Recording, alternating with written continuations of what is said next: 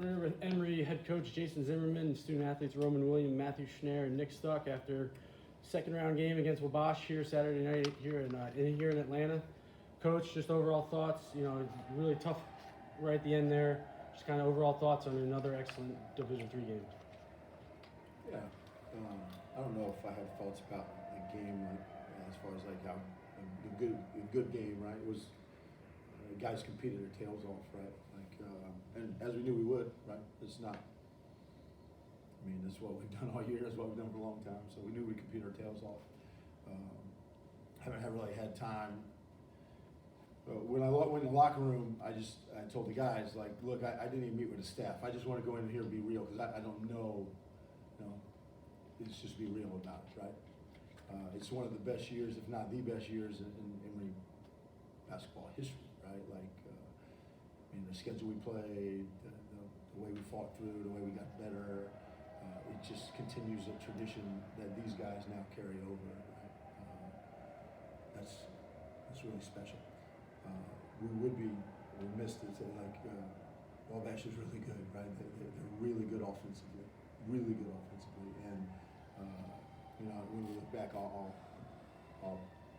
think about a lot of things we could do as coach, not the guys, but what I could have done different to change the outcome. But they have. You saw like 6 seniors out there fighting their tails off to try to keep playing, right? And I don't care, like. Say great Division III basketball game. And that's a good basketball game, and wherever it's played, it doesn't matter. Like, it doesn't matter if that's played in the Woodruff PE Center or in Phillips Arena downtown. Like, that's an unbelievable basketball game, right? And so, let's get to questions. Coach, again, this is one of those where you hate to see somebody lose. I mean, you guys were down 14 in the second half. And you guys battled back. To be honest, I know this is an old cliche that, just ran out of time. My gosh, with, 3 attempts at the end to try and, win the game. Matt, I'll start with you, man. I mean, 30 points, 15 rebounds. I mean, you laid it all out there, man. I mean, kudos to you. And, you stepped up big time, in the second half to bring your team back. And it wasn't just you, it was a team effort as well. So, elaborate more on what you thought, especially when you guys were down 14, because it looked like it was slipping away. Yeah, well, it's a situation we've been in a lot this year. It's a credit to the 3 other guys up here. It's just, having experience in those situations. It's hard to put into words what we were feeling down the stretch. Honestly, the only thing going through my mind right now is, that's the last game that I played with these 2 guys right here, and that's eating away at me right now, and it's going to continue to do that for a while. It's really we're a good basketball team, and we had great leadership this year that allowed freshmen to really step up in big situations. A lot of guys who hadn't gotten a lot of minutes for us played a lot of minutes tonight and played really well. And the 3 guys that are up here, and Coach Z obviously does this every year, but if that's the last game that we're playing here, we really left the jersey in a better place and left this program in a great place, and I take great pride in that. But yeah, you always just want one more with these guys, and that's the feeling right now.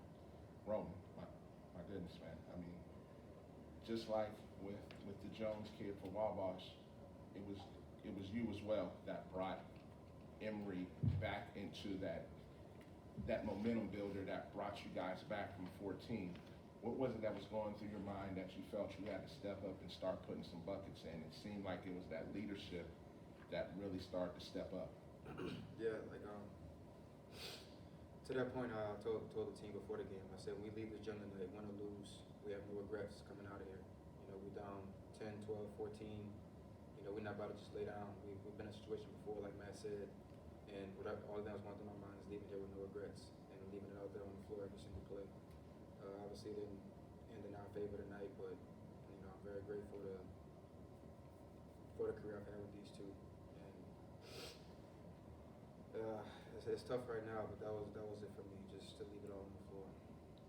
Nick, real quick, Nick, your role is the glue guy, and that's just from an outsider looking in. You look like the glue guy to keep these guys together, whether it's diving for glue balls, tough D, a basket when needed. You know, man, and you guys all left it out on the floor.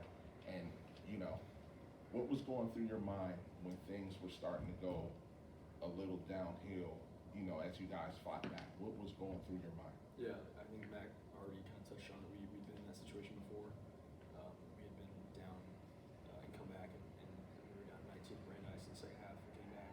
So I think just staying together, believing in what we do. I think that's what we've done the last 5 years since I've been here. And just, I wouldn't trade it for the world. It's just tough to go out like that. So. Absolutely. Coach, one last question. Hey, I saw the emotion, and, you know, you spoke on it yesterday, that this was a special group. This is your winningest group in Emory history, and I saw the emotion after the game. You know, what do these guys mean to you in the program? Yeah, I think they all know what they mean to me.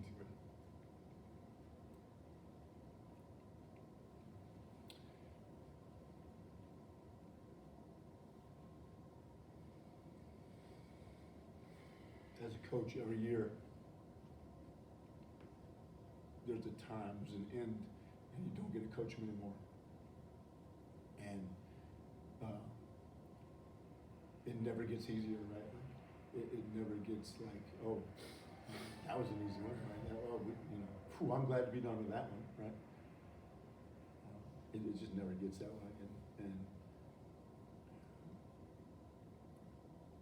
yeah, you can't. What do these guys mean to me?